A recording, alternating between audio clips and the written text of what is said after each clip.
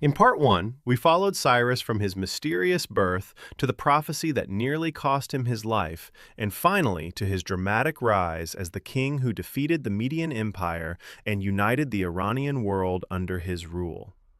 Now, in part two, we continue the journey. Cyrus is no longer just a local king.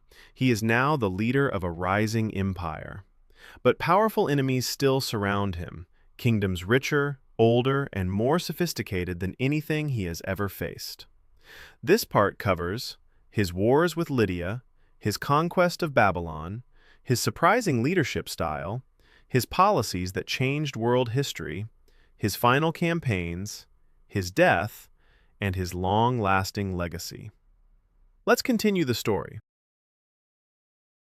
By the time Cyrus had taken over the Median Empire, he controlled a vast area stretching from Central Asia to the Zagros Mountains.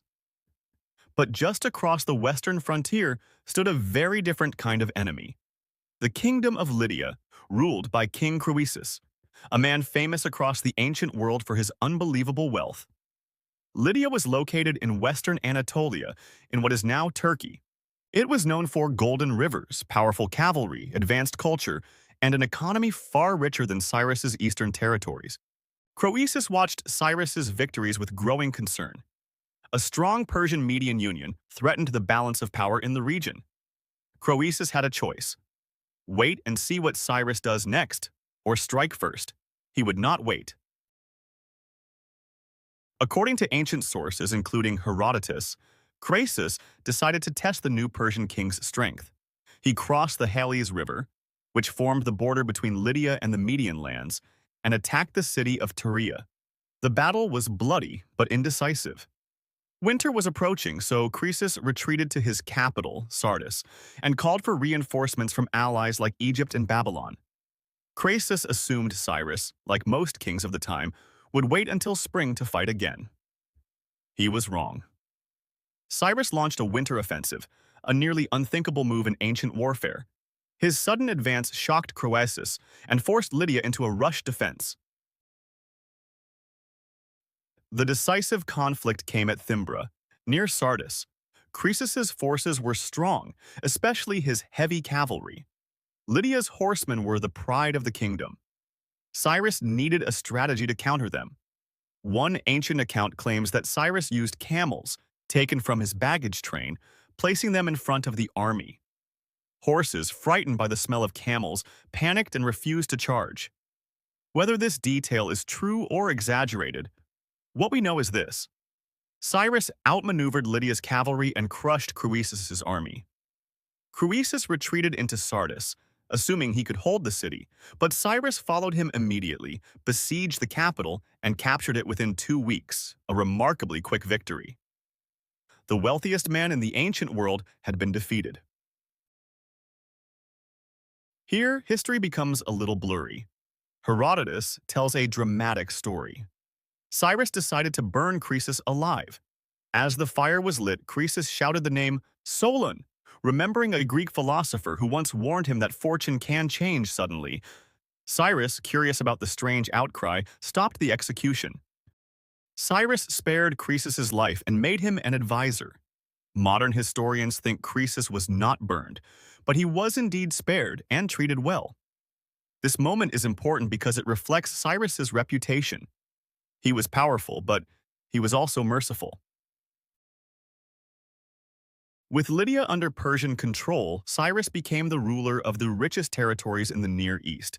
But in the south, a massive power remained: Babylon, the jewel of Mesopotamia. Babylon was ruled by Nabonidus, a king who was unpopular with the priests and the population. Many Babylonian elites felt he neglected traditional religious practices. This created an opportunity for Cyrus, but he didn't immediately invade. First, he prepared. He gained allies among the local tribes. He sent envoys and propaganda claiming he was chosen by the Babylonian god Marduk to save the city. He used diplomacy to weaken Babylon from inside.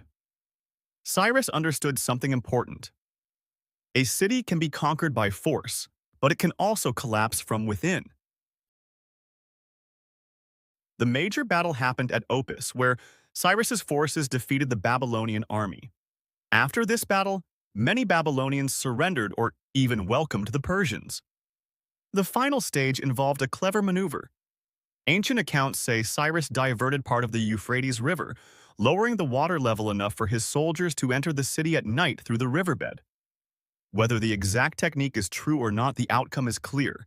Babylon fell with almost no destruction, no burning, no massacre, no massive battle inside the walls. The Persian army entered the city peacefully. Cyrus declared himself the new king of Babylon. This was a turning point in ancient history. Cyrus didn't rule like other conquering kings. He didn't crush local cultures. He didn't force Persian religion on conquered people. Instead, he allowed freedom of worship, local laws, local officials, cultural traditions to continue. He believed a stable empire needed happy citizens. This strategy worked amazingly well. One of the most famous artifacts of his reign is the Cyrus cylinder, often called the First Declaration of Human Rights or the First Charter of Freedom. Carved in Akkadian cuneiform, the cylinder describes how Cyrus freed Babylon from a corrupt ruler, how he returned displaced peoples to their homelands, how he restored temples and respected local gods. Most importantly, it records that Cyrus allowed the Jewish people who had been exiled in Babylon to return to Jerusalem and rebuild their temple. For this reason, Cyrus is remembered positively in Jewish, Christian, and even some Islamic traditions. He became known as a liberator, not a conqueror. After Babylon, Cyrus's empire stretched from Central Asia to Anatolia to Mesopotamia, to the Persian Gulf. To manage such a huge territory, Cyrus created a system that later Achaemenid kings expanded.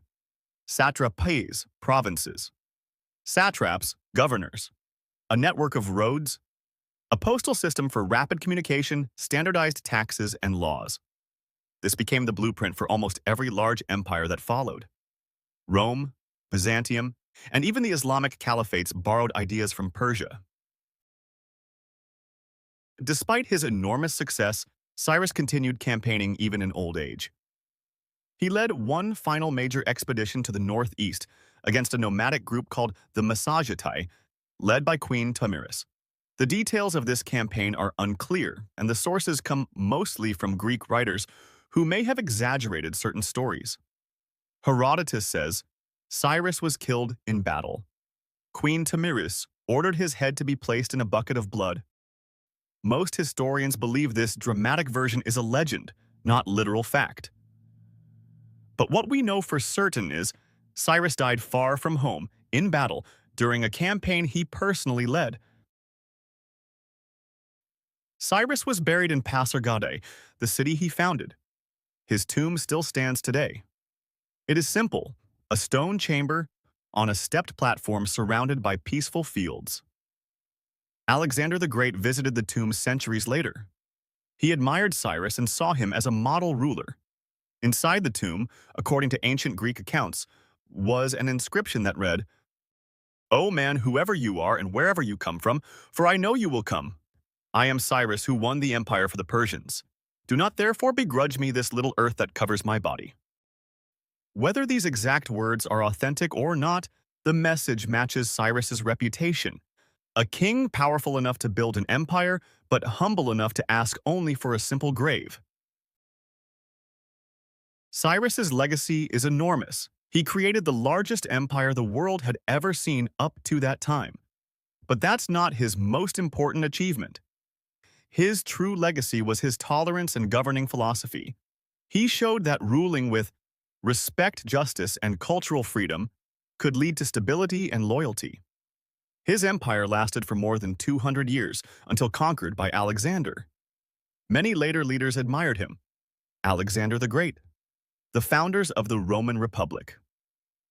Enlightenment thinkers in Europe. Even modern political leaders today. In Iran, he is still remembered as the father of the nation. In world history, he stands among the greatest rulers of all time. Thank you for watching. Subscribe to the channel and continue exploring the remarkable stories that shaped our world.